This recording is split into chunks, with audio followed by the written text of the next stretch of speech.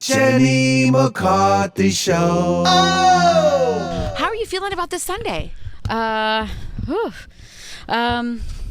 Nervous. Yeah, right? It's been 7 years since I did the Indy 500, so, I'm doing things like, guys, make sure that you give me a hot pit stop so I remember what to do, because it's not the same as before. Like before we had a clutch pedal, now it's on the steering wheel and it's just a paddle and there's not even a clutch pedal, it's just a gas and a brake, and I'm like, I need to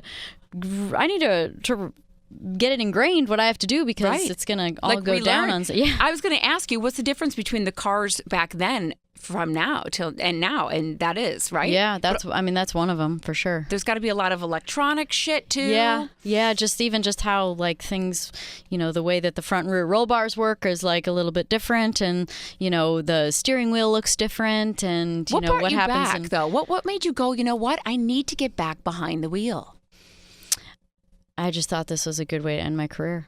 Really? With just as much pressure as I could possibly put on myself to come back to a race that I had a shot at winning a lot of times, and was in the mix and hasn't done in almost a decade. I thought this would be a great way to go out. Let's just pile on the stress. And why do you say out? Because why not say continue? Why does it have to be the last? When really, there's race car drivers, men that have gone way past your age. Oh yeah, I'm just ready to move on. Like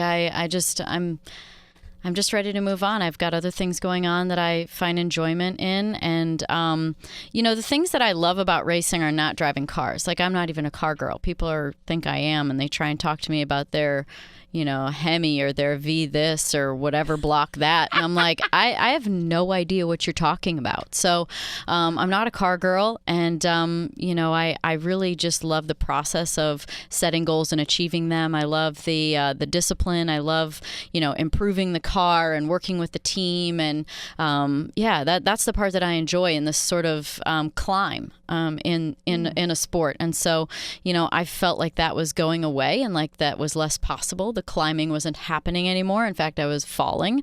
And I was like, I'm not here to fill the field. I'm not here to just I'm not here to get paid. I'm not here to, I want to be successful, and that's my driving force. And when I don't feel like that's as possible anymore, done. It's fine. I'm good with it. I've absolutely loved your whole energy and vibe, your whole career. I love that you just seem so authentic. Oh, thanks. All the time. It's got to be that Illinois in us, right? That's right, girl. How do you ever go anywhere and be like, you're really cool? Where are you from? And they're almost always from the Midwest. 100%. They're like, I'm from Indiana, or I'm from Michigan, and you're like, of course you are. Of course you are. I could spot them when I was out in LA. I'm like, that person's from the Midwest. That's right. There's just something about them. So how much, and this might be a very dumb question, but it's half my listeners don't know this either.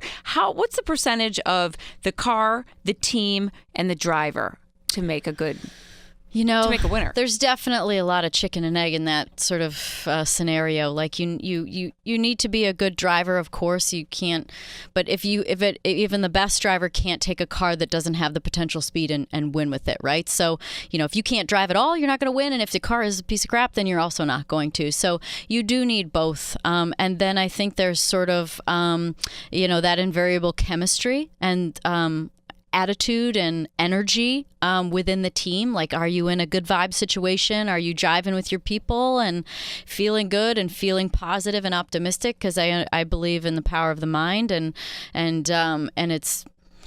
it's unlimited. And so, having that, good surroundings and good energy is really important too. I think that's why in sports you see so many times people are like, this is just a really good team. Like, they work together really well. They, every now and again you hear too, like, might not be the most talented team, but they're the best team. And it's like, that's just because they work together well, and there's trust and there's faith and positivity in each other. And so, I think that's an X factor too. The part too that you helped me explain from my female brain, but when you say the best car, why wouldn't everyone have the best car? Does that make sense? I'm like, I heard an interview where you're like, I wish the car was better. Well, how can you not make the best car possible for yourself? Well, number one, I can't, because I don't know what the heck to do. So now it's left up to somebody else. So that person has to be self-motivated and believe in you and believe in that putting in the extra effort and the hours that it takes and sacrificing their own personal life to make your car go fast is worth it. Now, what if they think that you suck? and it's not worth it. And even if they built you the best car, you couldn't go do it.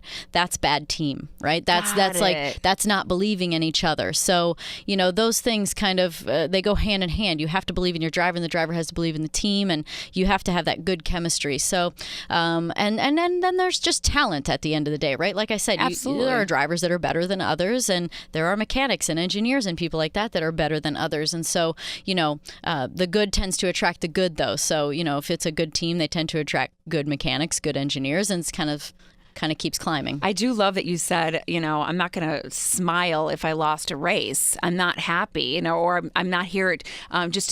What did you say once? I'm just happy to be here. I'm not one of those people. Yeah, I can't relate to the whole. I'm just happy to be here, and I'm just happy to make the race. Like I qualified 7th for the 500 this coming weekend, and I literally thought afterwards, what could have been if we'd have had more time and done, but yet it's great. Like I understand that, but the competitor in me is like, what else could we have done? Could we have been on the front row? Did we short ourselves? And so, that's my mind. My mind is not like, oh man, I'm just happy to be here. Because if that's your only goal, then that's probably all you're going to accomplish. Yeah, you're pretty much screwed. Yeah. So if you shoot for winning and you finish second, then that's still pretty good. So you gotta shoot for the stars. Who was your favorite team member that you ever had?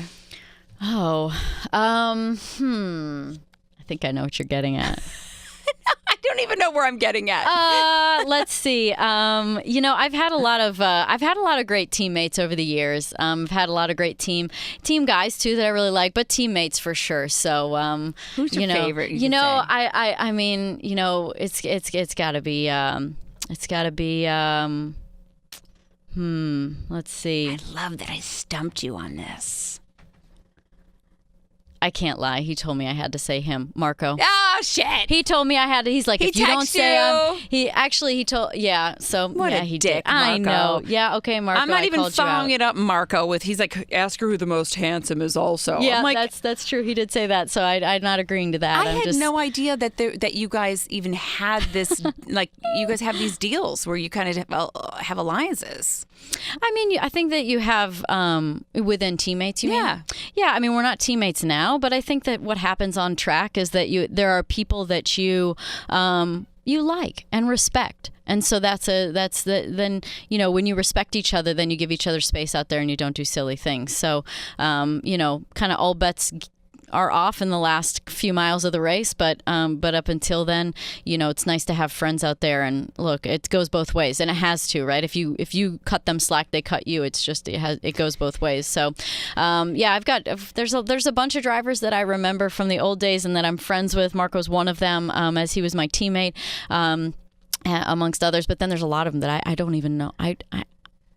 I feel guilty, but I wouldn't even know some of them if they walk by me. Like, I'm just so out of the loop, and there's so many new young kids, and I'm like, gosh, you guys are just babies, and I'm over here with gray hair.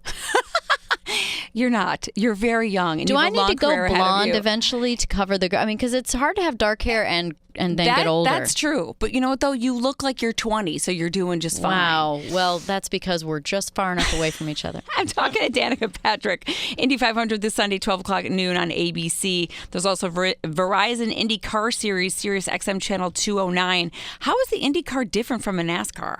The cars are completely different. Like an Indy car is called an open wheel car, and that's because the wheels are exposed. They're open to the air. A stock car is it's closed. Like the tires are covered up with bodywork. So aerodynamically, an Indy car has so much more downforce. We have so much downforce we could drive upside down. A stock car does not. So an Indy car weighs, 1,800 pounds, whatever it is nowadays, and it makes twice the amount of downforce, where on the other side of things in stock car racing, the car weighs 3,500 pounds or so, and has probably less than half the downforce. So they're very different from that handling perspective and their potential. And then the aerodynamics work a lot different too. So would weight make a difference then in the driver? I've always had to add weight. I think since a couple of years into my IndyCar career, I don't know. Why? Did they call it the Danica rule? I'm not really sure. But we've all had to add, if you are lightweight, you have to add weight to your car. So just to make it fair? To make it, I guess. That's bullshit. How about they lose some weight? How about they get shorter and more narrow and lose some leverage on the steering wheel? I don't know. I think that's completely unfair. Hey, Do you feel like you're it's treated... just what doesn't kill you makes you stronger, right? I guess you're right. Do you feel like you've been treated fairly in somewhat of a guy's sport? Not somewhat, It's a guy's so sport. difficult because I've never obviously experienced it from the other side of being a guy and knowing how it feels to be treated. But I can say that I know that I have gotten extra special treatment from time to time as far as like the attention that I get for certain results. And, like my very first Indy 500 13 years ago, I didn't win. I finished fourth, but almost, rest in peace. Dan Weldon won. He's passed away since. But, the joke was like, Dan's like, I actually won the Indy 500. And he's like, I'm Danica's teammate. I actually finished second. People didn't remember that as much. So, you kind of have to take the good with the bad in that way. And that, there's a lot of attention and, there's, sometimes there's some unfair judgments, but then there's also some unfair judgments of me compared to others and, getting the attention I do for the results. How do you want your legacy to be remembered as?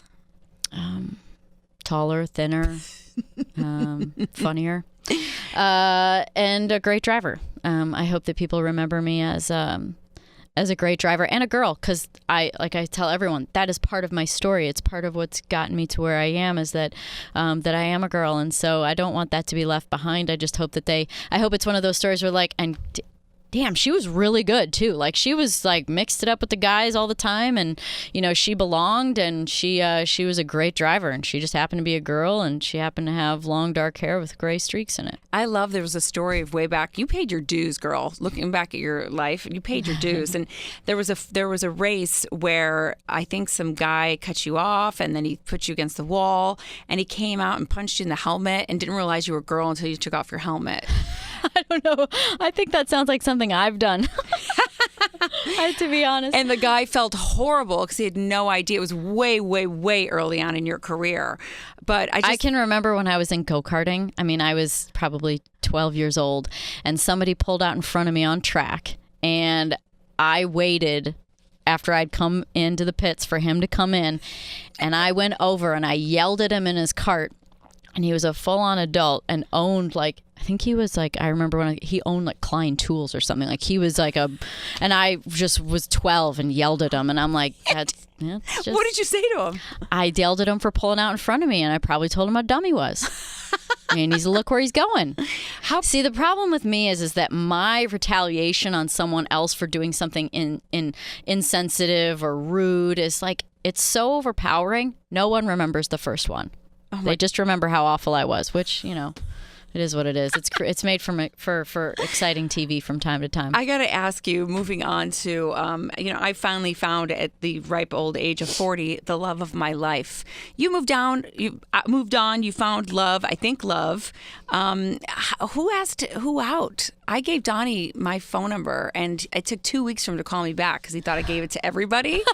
And I literally waited by the phone like a high schooler, going like, "This sucks." Isn't it crazy how you get older and you're like, I feel like a child right now. Like you can't, like, it's like this childlike excitement, and like, I was you're like giggling, and you're like, oh my gosh, holy crap, I'm not as old as I think I am, right. Yeah. Waiting by the phone. Yeah, of course. Figuring out who to text. Showing your girlfriend, like, look what he said, Oh, look at this picture. You're like, it's of his side. No, who cares? Look at it's him. It's his knee. Yeah, exactly.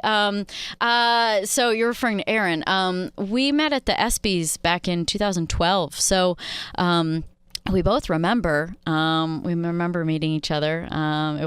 It was quick, but I got his email address, and I remember thinking to myself back then, like, oh, on the down, like, oh, not a phone number, just an email address, which is whatever. I don't know. We kept in touch just a little bit. There were some years I don't think we talked to each other, and then some every now and again. But it wasn't until obviously recently that we actually had phone numbers. So so we referred to each other as Chicago and Green Bay. It was very cute because that's of course. Yeah. So I mean, it's got to be awkward. It's going to be awkward when football starts. It's like the Capulets and the Montagues.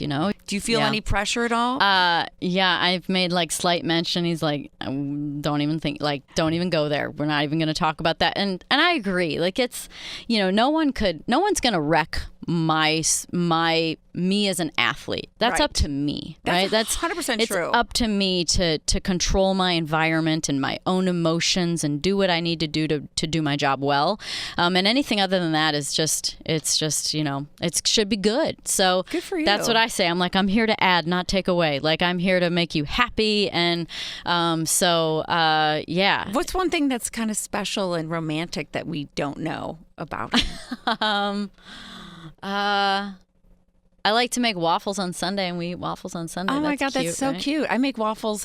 We make waffles for each other almost every morning. Every morning? Yeah. That's even better. Don't tell. Wait, we can't tell him that because he'll want them every morning. And I would make them every morning. But do you actually make them? Because Yeah. I throw mine in the toaster oven. Oh, yeah. No, I make them from scratch. Oh, yeah, no. Yeah. You're way Well, I have better a than book, me. and I've there's a recipe for it in my book. It's very easy. Well, it's then let's plug your book. We've got a lot of books. It's called Pretty Intense. It's a health and fitness and wellness book. It's got 50 recipes that I wrote and photographed. One of them is the simple waffle recipe that I make. And what's funny is that I actually have to go to the book. Like, I remember going, because I'd given him a book and wrote in it. And anyway, I remember having to go back and go get the book so I could reference the recipe to make it right. But anyway, so and it's got a workout program in there, a 12-week workout program, some mind-body stuff that gets a little woo-woo. Do you, like, when I was younger, I was so afraid to have my parents go to my games. They never saw one game, and I played every sport there was. Do you feel like you want him to watch you, or are you like, do something else?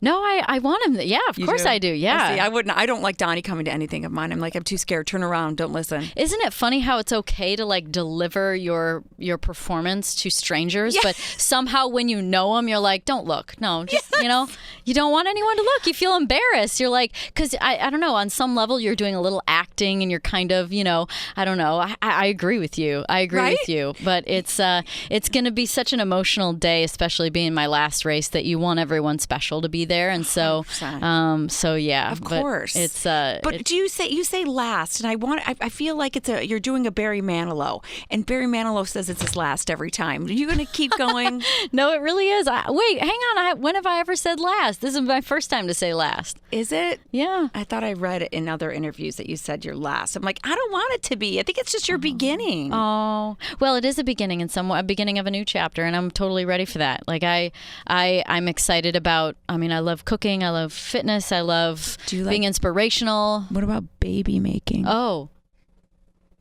brown chicken, brown cow. Oh, you mean actual babies? Yeah. Oh, I thought you just meant like the initiation of it. Well, that's fun too. But what about making a baby? Yeah, I mean, that's something that has never been available in my life because I strap into a rocket ship on the weekends. So, yeah. It is on your list of goals, though. Yeah, it is. To be a billionaire and have a family. That's my goal. Oh, my God. Those are my two goals in life.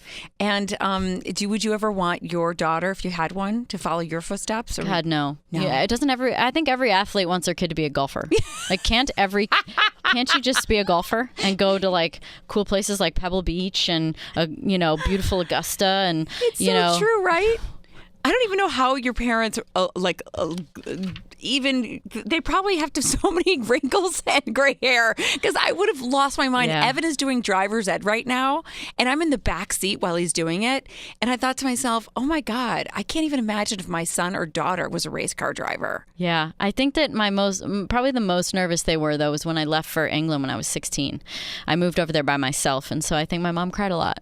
Right? Yeah. And I was on my own. But it was really fun. I mean, I got to leave high school. I have my GED. So, go GED. Right? You did it, and now you take care of them, or you have taken care of them, I'm sure. Yeah. That's the Illinois way. Yeah. I mean, look, it's not the Southern way of like move your parents in next door, but it is like, what do you need? Yep. You want a bass boat? Yeah. I got that one down. Yeah. Danica Patrick, as always, love talking to you. I'm so impressed by you. I can't wait to see this next chapter in your life. Thank you. Not final. Indy 500 Sunday at noon on ABC. You guys, 102nd Indy 500 at Indianapolis. Thank you so much. Yeah, thank you. You're beautiful, by the way. Thank you. So are you. Let's take thanks. a picture and show the world.